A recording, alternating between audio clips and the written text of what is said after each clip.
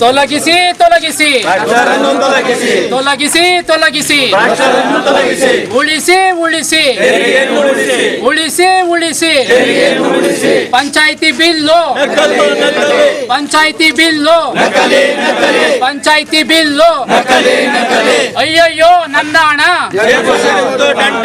ಅಯ್ಯಯ್ಯೋ ನನ್ನ ಹಣ ಅಯ್ಯಯ್ಯೋ ನನ್ನ ಹಣ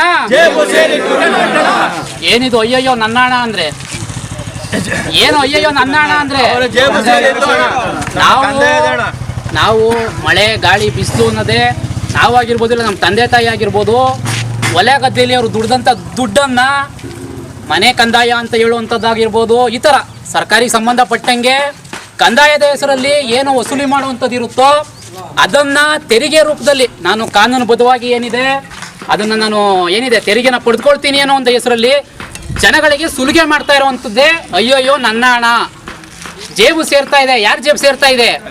ಇಂಥ ಭ್ರಷ್ಟರು ದುಷ್ಟರು ನೀಚರು ಅಧಮರ ಜೇಬು ಸೇರ್ತಾ ಇದೆ. ಯಾರ್ದೇಳೆ? ಭ್ರಷ್ಟಾಚಾರಿಗಳು. ನಾನು ಇಲ್ಲಿ ಯಾರನ್ನೂ ಹೆಸರಿಡ್ದು ನಾನು ಹೇಳ್ತಾ ಇಲ್ಲ, ಆದರೆ ತೆರಿಗೆ ಹಣ ಎಲ್ಲಿ ಪೋಲಾಗ್ತಿದೆ ಅಂದರೆ ಭ್ರಷ್ಟರ ಪಾಲಾಗ್ತಿದೆ. ಭ್ರಷ್ಟರ ಪಾಲಾಗ್ತಿದೆ. ಯಾರ ದುಡ್ಡು? ನಮ್ಮದೇ ದುಡ್ಡು. ಇದು ಈ ಥರದಲ್ಲಿ ಒಂದಷ್ಟು ವಿಚಾರಗಳನ್ನ ನೋಡ್ತಾ ಇದ್ದೀವಿ. ಈಗ ಇದೇ ಪಂಚಾಯಿತಿ ಅಂತಲ್ಲ, ಬಹುತೇಕ ಎಲ್ಲ ಪಂಚಾಯಿತಿಗಳಲ್ಲೂ ಇಂಥದ್ದು ಸರ್ವೇ ಸಾಮಾನ್ಯ ಆಗಿಬಿಟ್ಟಿದೆ. ಇದ ಕಡೆ ಗಮನ ಹರಿಸ್ಬೇಕಾಗಿದ್ದಂಥವ್ರು ಯಾರು? ಅವರ ಮೇಲಧಿಕಾರಿಗಳು.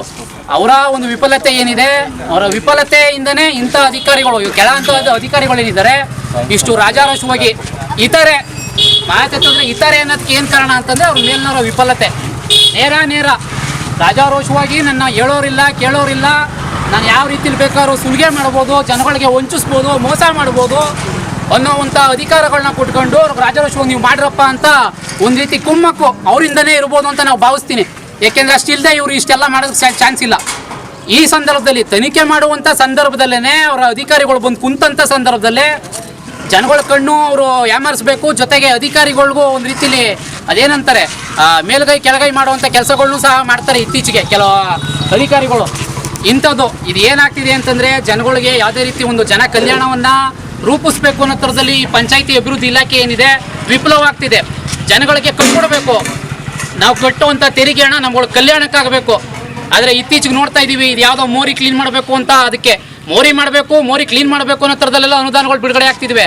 ಆದರೂ ನಮ್ಮ ಮೋರಿಗಳು ಏನಾಗ್ತಿದ್ವಿ, ಗೊಬ್ಬು ಕೊಳಚೆ ಬರ್ತಿದ್ವಿ, ಅವೆಲ್ಲ ವಾಸನೆಗಳು ನಮಗೆ ನಿಂತ್ಕೊಳ್ಳೋಕ್ಕಾಗ್ತಲ್ಲ. ಈ ಥರದಲ್ಲೆಲ್ಲ ಆಗ್ತಿದೆ ಅಂತಂದಮೇಲೆ ಇಲ್ಲಿರುವಂಥ ಸಂಬಂಧಪಟ್ಟಂತಹ PDO ಏನು ಮಾಡ್ತಾ ಇದ್ದಾರೆ? ಅವರು ಏನು ಮಾಡ್ತಾ ಇದ್ದಾರೆ? ಏನಿಲ್ಲ, ನೀನು ಜೇಬಿಗೆ ತುಂಬ್ಕೊಳ್ಳಪ್ಪ, ನಾನು ನೋಡ್ತಾ ನಿಂತಿರ್ತೀನಿ ಹಿಂಗೆ. ಈ ಥರದಲ್ಲಿ ನಾವು ಯಾರೇ ಆದರೂ ಅಷ್ಟೇ ಅಧಿಕಾರಿಗಳಿಗೆ ಗೌರವ ಕೊಡೋಣ, ಅಧಿಕಾರಿಗಳಿಗೆ ಗೌರವ ಕೊಡೋಣ, ಆದರೆ ಭಯ ಬೇಡ. ಯಾರೇ ಆಗಿರ್ಬೋದು. ಈಗ ಇಲ್ಲಿರುವಂಥ ಉದಾಹರಣೆಗೆ ಹೋಲಿಕೆ ಮಾಡ್ಕೊಳ್ರೆ ಬಿಲ್ ಕಲೆಕ್ಟರ್ ಹೆಸರು ಏನಿದೆ? ಅನಿಲ್ ಕುಮಾರ್ ಅವರು. ಅನಿಲ್ ಕುಮಾರ್ ಅವ್ರಿಗೆ ಅಣ್ಣ ಸಾರ್ ಬಾಸ್ ಅವೆಲ್ಲ ಬೇಕಾಗಿಲ್ಲ ನಮಗೆ. ಮಿಸ್ಟರ್ ಅನಿಲ್ ಕುಮಾರ್ ಅಂದರೆ ಮುಗಿದೋಯ್ತು. ಅನಿಲ್ ಕುಮಾರ್ ಏನು ದೇವರಲ್ಲ, ಅವರು ನಮ್ಮಂಥ ಮನುಷ್ಯರೇ. ಯಾವುದೇ ರೀತಿ ಭಯ ಅಂತದ್ದು ಬೇಡ, ಪ್ರಶ್ನೆ ಮಾಡಿ. ಇವತ್ತು ನಾನು ಇನ್ನೊಂದು ವಿಚಾರ ಹೇಳಬೇಕು ಅಂತಂದರೆ ಇವ್ರ ಬಗ್ಗೆ ನಾನು ಹೇಳೋಕ್ಕೆ ಭಾಳ ಹೆಮ್ಮೆ ಪಡ್ತೀನಿ. ಏಕೆಂದರೆ ಇವತ್ತನ್ನ ಈ ಕಾಲಘಟ್ಟದಲ್ಲಿ ಏನು ಹೇಳ್ತಾರೆ, ನನ್ನ ಸಮಸ್ಯೆ ನಾನು ಇವತ್ತು ಪ್ರಶ್ನೆ ಮಾಡ್ತು ಅಂತಂದರೆ ಏನಾಗ್ಬಿಡುತ್ತೋ ಅನ್ನೋ ಥರದಲ್ಲಿ ಎಷ್ಟೋ ಜನ ಎದುರ್ಕೊಂಡು ಮನೆ ಸೇರಿದ್ದಾರೆ. ಅಂಥ ಸಂದರ್ಭದಲ್ಲೂ ಬರೀ ನನಗೆ ಅಲ್ಲ, ನನ್ನ ಇಡೀ ನಮ್ಮ ಊರಿನ ಜನತೆಗೆ ಮತ್ತು ಇಲ್ಲಿ ಮಾಡುವಂಥ ಒಂದು ಕೆಲಸ ಇಡೀ ಪಂಚಾಯಿತಿಗಳಲ್ಲಿ ನಡಿಬೇಕು. ಈ ಥರದಲ್ಲಿ ನಮ್ಮಂಥವ್ರು ಪ್ರಶ್ನೆ ಮಾಡಬೇಕು ಅಂತ ಗೌತಮ್ ಅವ್ರು ಮುಂದೆ ಬಂದು ಒಂದು ಧೈರ್ಯ ತೋರಿದಾರಲ್ಲ, ಇದು ನಿಜಕ್ಕೂ ಈ ತಾಲೂಕೆಲ್ಲ ಇಡೀ ರಾಜ್ಯಕ್ಕೆ ಒಂದು ಮಾದರಿ. ನಿಜವಾಗ್ಲೂ ಏನು ನಿಮಗೆ ಒಂದು ಚಪ್ಪಾಳೆ ತಟ್ಟಿ ಅವ್ರಿಗೆ. ಇಂಥ ಯುವಕರು ಮುಂದೆ ಬರಬೇಕು. ಈಗ ಬಹುತಃ ನೀವು ನೋಡಿರ್ತೀವಿ, ಇವತ್ತಿನ ರಾಜಕಾರಣದಲ್ಲಿ ಎಲ್ಲರೂ ನಾವು ಏನು MLA MP ಇವೆಲ್ಲ ಮಾಡಿದ್ದೀವಿ, CM PM ಅವ್ರನ್ನೆಲ್ಲ ಹೋಲಿಕೆ ಮಾಡ್ಕೊಳ್ತು ಅಂತಂದರೆ ಎಲ್ಲ 50-60 ವರ್ಷದಂಥವ್ರು, 50-60 ವರ್ಷದಂಥವ್ರು ಅಧಿಕಾರದಲ್ಲಿದ್ರೂ ಇಂಥ ವಿಚಾರಗಳನ್ನ ಯಾರೂ ಪ್ರಶ್ನೆ ಮಾಡ್ತಾ ಇಲ್ಲ. ನಮಗೆ ನೋಡಿ, ನಮ್ಮ ಏಜ್ ಎಷ್ಟಿದೆ, 20, 25, 30 ವರ್ಷದಲ್ಲಿರುವಂಥ ಯುವಕರು ಏನೋ ಒಂದು ಮಾಡಬೇಕು, ಒಂದು ನಾಡು ಕಟ್ಟಬೇಕು, ಜನಗಳಿಗೆ ಆಗ್ತಾ ಇರುವಂಥ ಅನ್ಯಾಯವನ್ನು ಅಕ್ರಮನ ತಡಿಬೇಕು ಅಂತ ನಾವು ಧ್ವನಿ ಮಾಡ್ತಾ ಇದ್ದೀವಿ.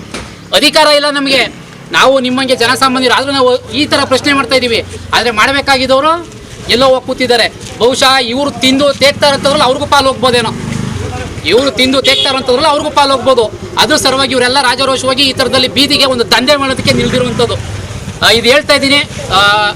ಈ ಥರದಲ್ಲಿ ಈಗ ಏನು ಗೌತಮ್ ಇರ್ಬೋದು, ಈಗ ನಮ್ಮ ಹೋಲಿಕೆ ಮಾಡ್ಕೊಂಡ್ರೆ ಮಹಾದೇವ್ ಅವರು, ಮಹೇಶ್ ಅವರು, ಈ ಪಂಚಾಯತಿ ಸಂಬಂಧಪಟ್ಟಂಗೆ ಇನ್ನೂ ಅನೇಕರು, ಯಾರೋ ಬೇರೆಯವ್ರ ಹೆಸರು ಹೇಳಿದಂಥ ಬೇಜಾರು ಮಾಡ್ಕೊಳಕ್ಕೆ ಹೋಗ್ಬಿಡಿ. ಅಷ್ಟಾಗಿ ಯಾರ ಹೆಸರು ಗೊತ್ತಿಲ್ಲ. ಇವರು ಇರ್ಬೋದು, ನಮ್ಮ ಸ್ಕೂಲಿನ ವಿಚಾರದಲ್ಲಿ ಬಂದಂಥ ಈ ಹಳೆ ವಿದ್ಯಾರ್ಥಿ ಸಂಘ ಏನಿದೆ, ಇವರು ಮಾಡಿದ್ದು ಒಂದು ರೀತಿಯಲ್ಲಿ ರಾಜ್ಯಕ್ಕೆ ಮಾದರಿಯಾದಂಥ ಒಂದು ಒಳ್ಳೆ ಕೆಲಸ. ಈ ಥರದಲ್ಲಿ ಯುವಕರು ಮುಂದೆ ಬರಬೇಕು ಅನ್ನೋದನ್ನ ನಾನು ಈ ಸಂದರ್ಭದಲ್ಲಿ ಎಲ್ಲ ಯುವಕರಿಗೂ ನಾನು ಕರೆ ಕೊಡ್ತೀನಿ. ಅನ್ಯಾಯವನ್ನು, ಅಕ್ರಮವನ್ನು, ಭ್ರಷ್ಟಾಚಾರ ಮಾಡುವಂಥವ್ರನ್ನ ತೊಲಗಿಸಿದ್ರೆ ನಾವು ನೀವು ಚೆನ್ನಾಗಾಗ್ತೀವಿ, ನಮ್ಮ ಊರು ಚೆನ್ನಾಗಾಗ್ತದೆ, ನಮ್ಮ ಜನ ಕಲ್ಯಾಣಕ್ಕೆ ನಾವು ಕಟ್ಟುವಂಥ ತೆರಿಗೆ ಒಂದೊಂದು ರೂಪಾಯಿನೂ ಸೇವ್ ಆಗ್ತದೆ. ಇದನ್ನು ಗಮನದಲ್ಲಿ ಇಟ್ಕೊಳ್ಬೇಕು, ಪ್ರಶ್ನೆ ಮಾಡಬೇಕು. ಓಕೆ, ಪ್ರಶ್ನೆ ಮಾಡಬೇಕು. ಈ ಸಂದರ್ಭದಲ್ಲಿ ಹೇಳ್ತೀನಿ, ಮತ್ತೆ ತನಿಖೆ ಮಾಡೋಕ್ಕೆ ಅಂತ ಅಂದರೆ ಇವತ್ತಿನ ವಿಚಾರ ತೆಗೆದುಕೊಂಡ್ರೆ ತನಿಖೆ ಮಾಡುವಂಥ ಅಧಿಕಾರಿ ಬಂದಿದ್ದಾರೆ.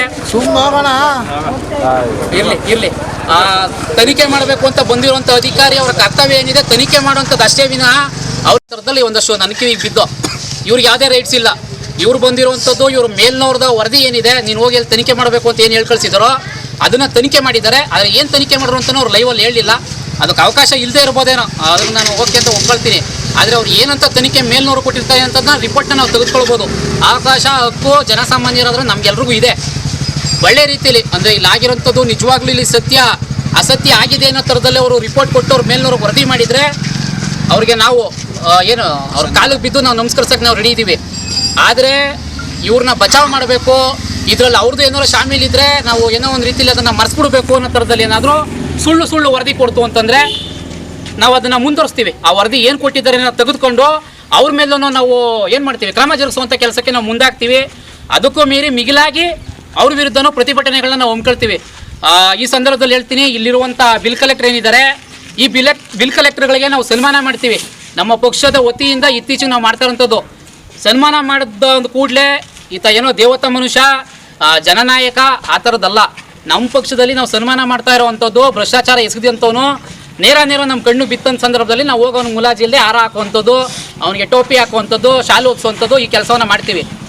ನಾಳೆ ದಿನ ಈತನ ಮೇಲೂ ಆಗ್ಬೋದು, ಆಗ್ಲೂಬೋದು, ಆಗದೇನೂ ಇರ್ಬೋದು. ಆದರೆ ಆಗ್ತು ಅಂತಂದರೆ ಖಂಡಿತವಾಗ್ಲೂ ಮತ್ತೆ ನಾವು ಇಲ್ಲಿಗೆ ಬರ್ತೀವಿ. ಏಕೆಂದರೆ ಈ ಅಪ್ಪ ಮಾಡಿರುವಂಥ ಒಂದು ದನಾಂಗಾರಿ ಕೆಲಸವನ್ನು ಇಡೀ ರಾಜ್ಯಕ್ಕೆ ತೋರಿಸ್ಬೇಕು. ಇವ್ರನ್ನ ಒಂದು ಉನ್ನತ ಸ್ಥಾನಕ್ಕೆ ನಾವು ಒತ್ತಿ ಮೆರೆಸಬೇಕು. ಇಷ್ಟು ದಿವಸ ಕಾಸು ಕೊಟ್ಟು ಮೆರೆಸಿದ್ದೀವಿ. ಏನಾದ್ರು ಭ್ರಷ್ಟಾಚಾರದಲ್ಲಿ ಇವರು ಸಿಲುಕಿದ್ರೆ ಏನು ಆಹಾರ ಪೇಟ ಇವೆಲ್ಲ ಹಾಕ್ಬಿಟ್ಟವ್ರ ಒತ್ತು ಮೆರೆಸುವಂಥ ಕೆಲಸಗಳನ್ನ ಮಾಡ್ತೀವಿ. ಇಷ್ಟು ಹೇಳ್ತಾ ಸಾಕು. ಏನೇ ಆಗಲಿ ಒಳ್ಳೇದು ಮಾಡಲಿ. ಈಗ ಇವ್ರೇನಿದಾರೋ ಇನ್ಮೇಲಾದರೂ ಕರೆಕ್ಟು, ನಾನು ಹೋಸಲಿನೂ ಇದೇ ಮಾತು ಹೇಳಿದೆ, ಇನ್ಮೇಲಾದರೂ ಬದಲಾಯಿಸ್ಕೊಳ್ಳಿ ಅಂತ. ಲಾಸ್ಟ್ ಟೈಮ್ ನಾವು ಬಂದು ಹೋದ್ಮೇಲೂ 4 ಬಿಲ್ಲು ಇದೇ ಥರ ನಕಲಿ ಬಿಲ್ ಹೊರದಿದ್ದಾರೆ ಅನ್ನೋ ಮಾಹಿತಿ ಬಂತು. ಹೊರದಿದ್ದಾರೆ 4 ಬಿಲ್ಲು. ಓಕೆ, ಬದಲಾಗ್ತಾರೇನೋ ಭಾವನೆಯಲ್ಲಿ ನಾವು 2-3 ಸಲ ಕೊಟ್ಟರು ಇವರು ತಿರ್ಗಾ ಅದೇ ಕೆಲಸ ಮಾಡ್ತಾರೆ. ಅದೇನೋ ಒಂದು ರೀತಿಗೆ ನೋಡೋಣ ತನಿಖೆ ಏನಾಗುತ್ತೆ. ಈಗ ನಾವೇನು ಹೆಚ್ಚಿಗೆ ಮಾತಾಡೋಂಥದ್ದು ಏನಿಲ್ಲ. ಇಲ್ಲಿ ಗೆಲ್ಲಬೇಕಾಗಿರುವಂಥದ್ದು ನಾನಲ್ಲ, ಗೌತಮ್ ಅಲ್ಲ, ಇನ್ನೇನು ಮಹೇಶ್ ಅಲ್ಲ, ಮಾದೇವಲ್ಲ, ಇಲ್ಲ ನೀವು ಅಲ್ಲ, ಸತ್ಯ ಗೆಲ್ಲಬೇಕು. ನಿಮ್ಗಾಗಿರೋದು ಅನ್ಯಾಯವೇ ಆಗಿದ್ರೆ ಆ ಅನ್ಯಾಯ ಗೆದ್ದು ನಿಲ್ಲಬೇಕು, ಸತ್ಯ ನಿಲ್ಲಬೇಕು. ಈ ಭ್ರಷ್ಟರನ್ನು, ದುಷ್ಟರನ್ನು ಸಂವಿಧಾನ ಇದ್ದರೆ, ಅಧಿಕಾರಿಗಳು ನಿಜವಾಗ್ಲೂ ಪ್ರಾಮಾಣಿಕತೆಯಿಂದ ಇದ್ದರೆ ಎಲ್ಲ ಏನಾಗಬೇಕು, ಭ್ರಷ್ಟಾಚಾರ ಮಾಡಿರೋರು ತೊಲಗಬೇಕು ಮನೆಗೆ. ಆ ಒಂದು ಉದ್ದೇಶಕ್ಕೇ ಈಗ ಒಂದು ಏನಿತ್ತು ಘೋಷಣೆ, ತೊಲಗಿಸಿ ಭ್ರಷ್ಟರನ್ನು ತೊಲಗಿಸಿ, ಆ ಒಂದು ಉದ್ದೇಶಕ್ಕೆ ಹೇಳಿರುವಂಥದ್ದು. ನೋಡೋಣ, ಒಳ್ಳೇದಾಗಲಿ.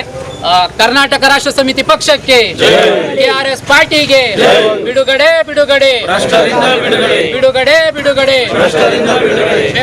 ಬೆಂಬಲಿಸಿ.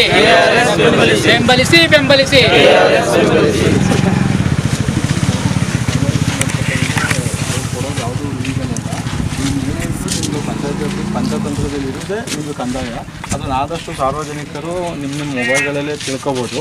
ಅದು RDP ಪಂಚತಂತ್ರ ಅಂತ ಹೇಳ್ಬಿಟ್ಟು ಅದನ್ನು ಗೂಗಲಲ್ಲಿ ಮಾಹಿತಿ ಹೇಳಿ ಕೊಡಿ.